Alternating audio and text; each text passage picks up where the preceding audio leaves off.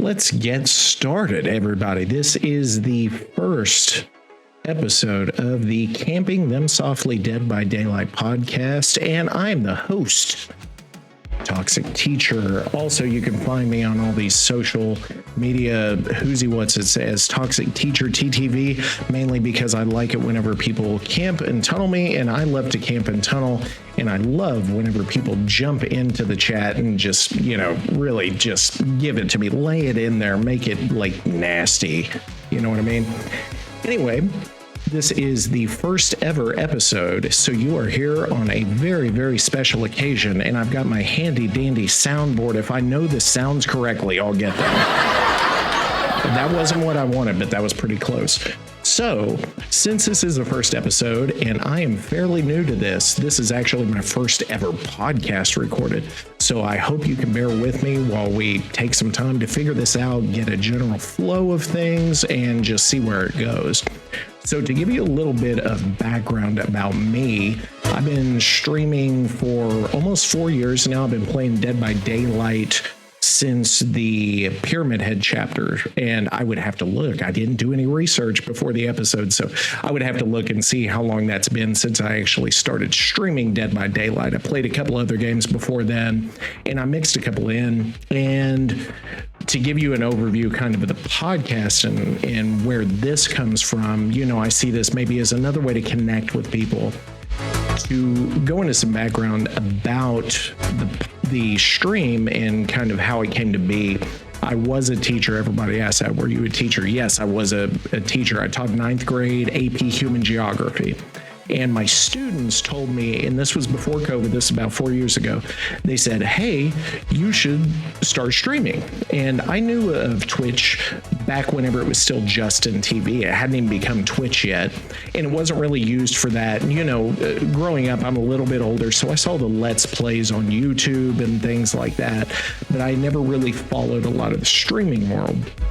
So they tell me, hey, you need to get into that, mister. You have a personality for it. Because I was one of those teachers, very outgoing. They knew I played games and I would play with them sometimes. So anyway, I started to pick it up. I bought all the equipment. I got on Twitch and did all that. And I really took to it. And especially during the pandemic, I really got heavy into streaming, mainly for my own sanity, but it turned out for my students' sanity as well, because I was kind of a source of entertainment to them and kind of an escape. And I remember one of my students had sent me a message. I don't know what it was on. And this was a couple of years later. They said, you saved a lot of us during COVID because, you were the main thing we had to look forward to in the evenings. And that meant a lot to me. That just showed me kind of the power of streaming, which I never really thought of in that way. I was just streaming to kind of goof around or whatever. And then I realized, it has an impact. So I want to go into kind of where my stream has gone and kind of the state I'm in now. And I know you guys probably don't want to hear all about me, but this is the first episode, so I'll just introduce myself. So to begin with, I had a lot of success early on. I was streaming kind of a multitude of games. I started with Red Dead Redemption 2, just being toxic on there. And that's why they call me the Toxic Teacher, because Toxic Teacher, obviously. Had a lot of fun with that. And then we went over to WWE 2K and we had our own universe where everybody got to pick their wrestler. And, I would call those matches. I wouldn't even actually play the game. I was more just like a commentator. And that was great. And I was averaging, what was a pretty good amount of viewers. I was up in the 20s, somewhere around there. I don't think that was for a very long bit of time because I got a new job. I had to leave teaching during COVID.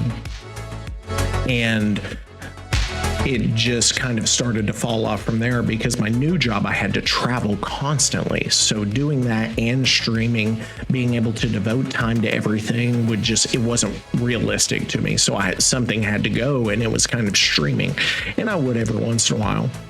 And for any of you who are content creators, if you take your foot off the gas pedal for a second, that's it. you're going to feel the effects of that. And I did. It hurt quite a bit. I started to stream again after a few months after I had left that job. I wasn't in that job very long. Started streaming again. You start to build that following up and up and up and up and up, a little bit at a time. And then, for mental health reasons, and also getting my master's degree, I had to, put a pause on the stream again. So it's been very stop and start. And now I'm, at a lower viewership than I've ever been. And for a while there, it was really difficult on mental and emotional health, because I made that mistake that all those streamers make, is you try to, you tie some of your value into how your stream is doing, right? You're looking for those clicks, you're looking for those followers. And I saw so many of these YouTube videos on how to stream. They said, hey, don't worry about it. Don't look at the view count, don't whatever. And it really hit me. And I would get out of, my office, and my wife would be there. Oh, how's it going? How was the stream? And there's one person, got one follower, nobody chatted. I've literally had streams with 0 people in them. It's just me talking to myself for 2 hours. And that was very difficult for a certain period of time. And from time to time, it still is. I can't say it always, it goes away totally, but it does get a little bit better. And how it got better was I realized that the viewers weren't what was really important to me and what I was chasing. I think what I enjoyed most whenever the stream was at its biggest was a sense of community and connection that it gave me. And that's what I'm looking for now. I'm not looking to have 100 average viewers, because if I can't devote the time to those 100 average viewers, what am I doing? I am providing a product, right? I'm providing entertainment, and those 100 viewers will eat it up, subscribe, merch, blah, blah, or, even if it gets to 1,000, heaven forbid. But is that the kind of community I'm looking for? And I don't know about that, but to have even a small community of people that care, people who check in with each other, you just have people who learn each other from the stream, who get to know each other, who become friends, who play games online with each other. That was something special to me. And I guess I'm trying to chase that. I'm not trying to chase the numbers so much. Anywho, that's my story, and I just wanted to give that to you. So in case you're listening to this for the first time, you'll know. If you're just now starting on episode 1, you know a little bit about me, because we'll probably end up talking about it again.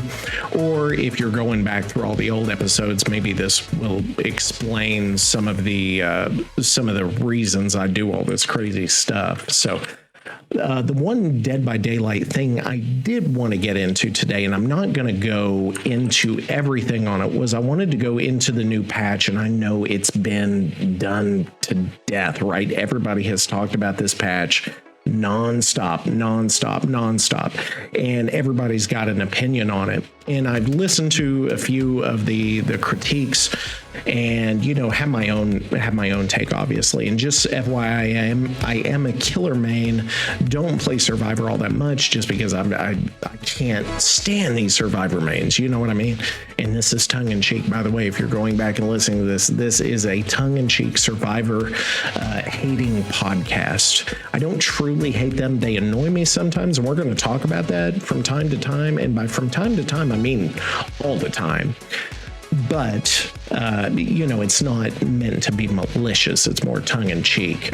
The one biggest thing I wanted to talk about was the generator issue. And I know a lot of people have said something about this. And I believe, a few people have said that they think it's a good thing. And I'm going to vehemently disagree with them on that. And if I can read a little bit, I've got an article here from MP First, I think is the name of this website. It says the goal with this update is to bring an end to excessively long matches, and at the same time improve the killer's ability to damage generators, where you're just boom, boom, boom, boom, boom, boom, boom. This might actually be from the patch notes, and they just put it on the site. Anyway, Going forward, each generator can only suffer from a maximum of 8 regression events, where a regression event is anytime the killer or their perks removes at least 2.5% of the generator's progress in an instant. An indicator will show the killer if a generator can no longer be damaged. That part is good. That part of this is one of the few saving graces of this. In the overwhelming majority of the games, this will not come into play. However, in scenarios where the killer is defending a set of generators and refusing to chase survivors, there will eventually come a point where they can no longer damage a generator, helping bring an end to excessively long matches. At the same time, we want to address a point of frustration for killers. Survivors working on a generator briefly to stop it from regressing, or gen tapping for short. Given that the number of regression events is now limited, stopping a generator from regressing is more meaningful than ever. To prevent survivors from tapping a gen to negate one of these events, we have made 2 changes. Number 1, base damage from kicking a generator has been increased to 5%. And at least 5% of the generator's total must be repaired to stop progression. Otherwise, it will begin regressing again when the survivor stops repairing. Now, here's the problem. There are a couple of good things on here. Obviously, the 3 gen is not a great thing. You've got matches running, 20, 30, 40, 50 minutes with no conclusion. I've had that happen a number of times, sometimes intentional, sometimes unintentional. But when it happens, it's a pain. And even as killers, sometimes I just let them go. It doesn't even matter at this point, because all they're doing is, they'll start working on a gen, you get to it, they run away off into the bushes and hide, and then you go to the next one, they run off into the bushes and hide. Heaven forbid you hit somebody, then they're off on the other side of the map. You got to chase them all the way down. The problem with this, though, is that you will see that exact scenario where the killer has absolutely no other option. You hit somebody, they run.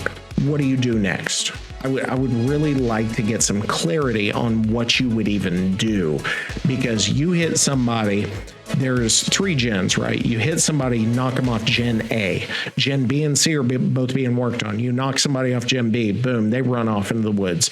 Gen C being worked on, you boom, knock them off in the woods. You do your gen kicking. You're out of kicks. Now what? Your only option is to just patrol those gens. The survivors never finish them. They just hang out and watch you spin on those gens for an hour. Or you chase a survivor down, you get them, you hook them, they finish another one of the gens, and then that's it. Or they could just simply hold you hostage at this point. And for all those survivor mains who said, "Oh, killers are holding us hostage, that's terrible. How dare they? This the worst thing that's ever happened," right? Because killers do everything wrong. You don't play exactly the way they want. Anyway, we're going to see the shoe on the other foot now. I feel like, unless this has somehow been, I'm reading this article, it was on the 8th. This is 3 days. It may have changed. I'm recording this on the 11th.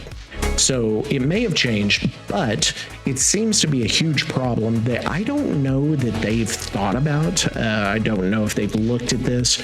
It'll be interesting. I'm going to do my own research on that. And if you guys are on any of these podcast platforms, submit a question or a comment, or you can go to any of my, on YouTube, The Toxic Teacher, on everything else, Toxic Teacher, TTV.